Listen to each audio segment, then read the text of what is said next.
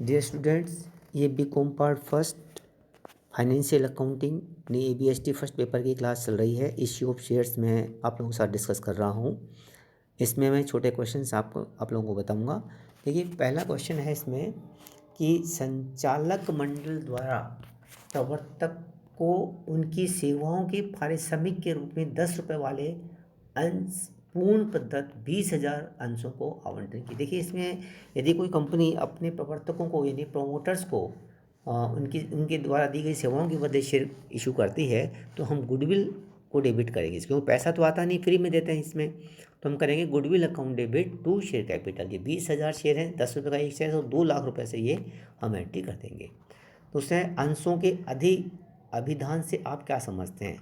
देखिए, कंपनी ने जितने शेयर्स की एप्लीकेशन कॉल की है, यदि उससे ज़्यादा शेयर्स की एप्लीकेशन आती है तो उसे अधिक अभिधान कहते हैं। तो कंपनी को या तो प्रोरोटा बेसिस पर अलॉटमेंट करना पड़ेगा इस स्थिति में, या जितने ज़्यादा शेयर हैं उनको लॉटरी सिस्टम से किसी सिस्टम से उनको रिटर्न करना पड़ेगा। तो अपन तो इसमें ये लिख देंगे बस, जितने शेयर्स के लिए आवेदन आमंत्रित किए हैं कंपनी ने, उससे ज़्यादा की यदि एप्लीकेशन आती है, आवेदन पत्र आते हैं, तो उसे अधिक अभिधान कहते हैं। एक कंपनी अपने अंशों का निर्गमन कितने प्रकार से कर सकती है? देखिए, एक कंपनी अपने अंशों का निर्गमन नगद प्रतिफल के लिए भी कर सकती है, या नगद प्रतिफल के अतिरिक्त किसी अन्य पर्पज से भी कर सकती है।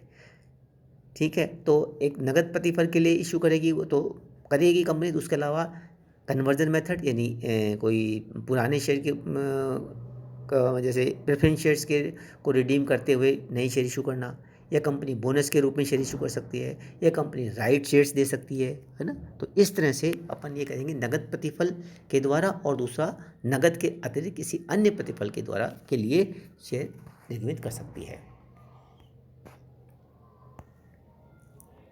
कंपनी अधिनियम 2013 के अंतर्गत बकाया याचनाओं एवं अग्रिम याचनाओं पर ब्याज के संबंध में क्या प्रावधान है? देखिए, इसमें 12% तक का प्रोविज़न किया जा सकता है। 12% का ही प्रोविज़न किया गया है ना। इससे ज़्यादा कंपनी चार्ज नहीं कर सकती, और यदि वो चाहे तो कम कर सकती है, लेकिन इसमें ज़्यादा से ज़्यादा 12% इंटरेस्ट चार्ज कर सकते, दोनों, चाहे कॉल्स इन एरियर हो या कॉल्स इन एडवांस। आप तो 12% लिख दीजिएगा, मोर देन सफिशिएंट। इससे ज़्यादा दिमाग लगाने की जरूरत नहीं है। What do you mean, sorry, अंशों के प्रीमियम पर निर्गमन से आप क्या समझते हैं? हाँ, यदि कोई कंपनी अपने अंशों को अंकित मूल्य से अधिक मूल्य पर इशू करती है, जैसे 10 रुपये का शेयर है, 10 की जगह 12 में इशू करती है, 15 में इशू करती है, तो उसे हम करेंगे अंशों का प्रीमियम पर निर्गमन। अंशों का पट्टे पर निर्गमन से क्या असर है? वैसे देखिए, अंकित मूल्य से कम मूल्य पर यदि कोई कंपनी शेयर निर्गमित करती है तो उसको भट्टे पर निर्गमन कहते हैं।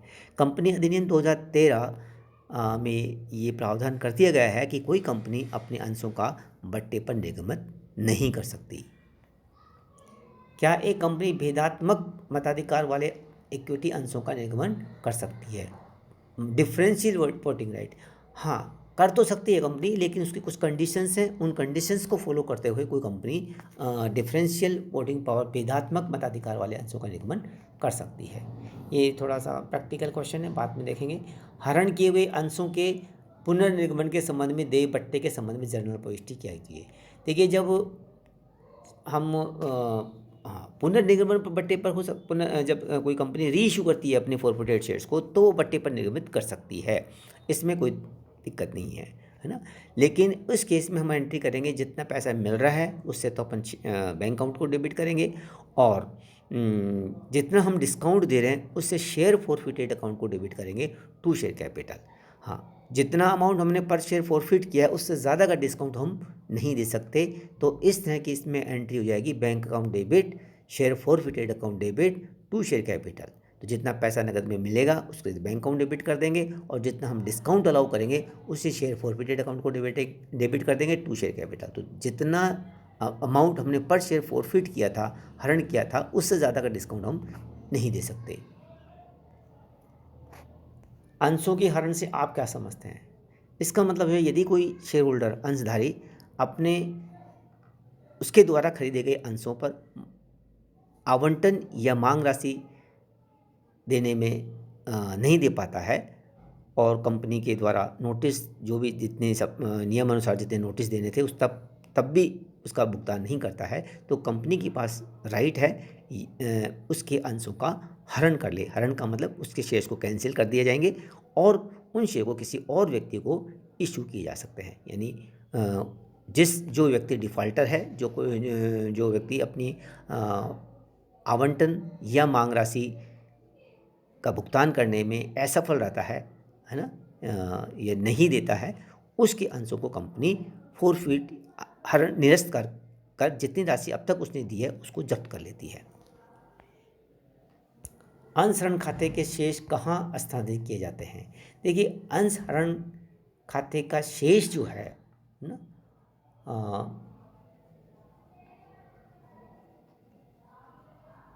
यानी अंशों के हरण करने के पश्चात और उनको पुनर्निर्गमित करने के पश्चात भी यदि शेयर फॉरफिटेड अकाउंट में अंश हरण खाते में कोई पैसा बचता है तो उसको हम कैपिटल रिजर्व में ट्रांसफ़र करते हैं। किस में ट्रांसफ़र करते हैं? कैपिटल रिजर्व में। पुनर्निर्गमन करने से पूर्व अंश हरण खाते के शेष को चिट्ठे में किस शीर्षक है? देखिए, अंश हरण से पूर्व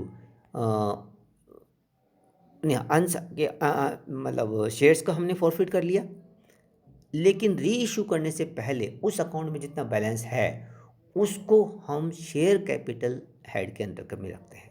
वो रिजर्व सरप्लस नहीं है, प्रॉफिट नहीं है, वो कोई लायबिलिटी नहीं है। हम कहाँ रखेंगे इसको?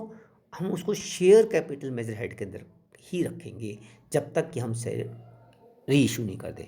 री इशू करने के बाद भी यदि शेयर फॉरवर्डेड अकाउंट में कोई बैलेंस बचता है तो कैपिटल रिजर्व में ट्रांसफर करेंगे, ध्यान रखिएगा। ये बहुत इंपॉर्टेंट पॉइंट है।